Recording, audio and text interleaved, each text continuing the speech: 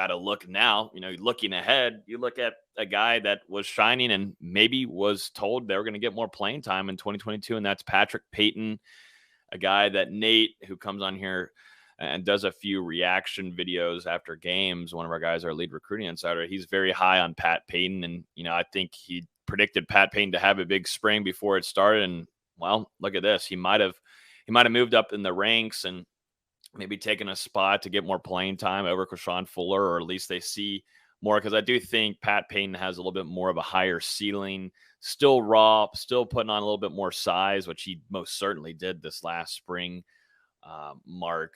But that's a really young, talented defensive end that came into Florida State and is looking to make some strides. In this last spring, Pat Payton absolutely dominated. One of the scrimmages alone, I heard, was probably the best offensive player on the field, and that's a young defensive end coming from him.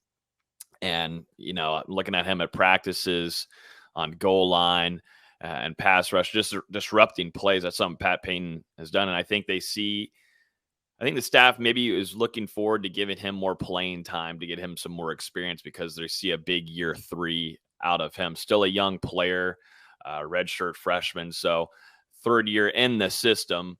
That's probably what they're expecting for him to make that jump in 2023, but they want to give him some more burn in 2022 just because of the evaluations that they're seeing and the play that he's been having. Because, like I said, the scrimmage, from what I heard, the second one, what was special from Pat Payton. And then looking at him in practices, I can see it firsthand. Norvell allows us to be on hand at all of these practices this last spring, which is very nice of him.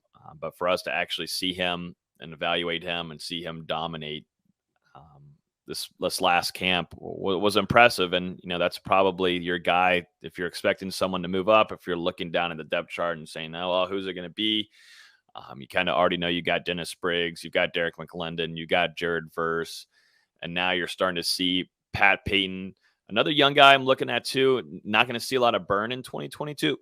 Not in 2022, but it's going to be Dante Anderson, who, we haven't gotten full confirmation on him yet, but he's either on full or half or quarter kind of scholarship here.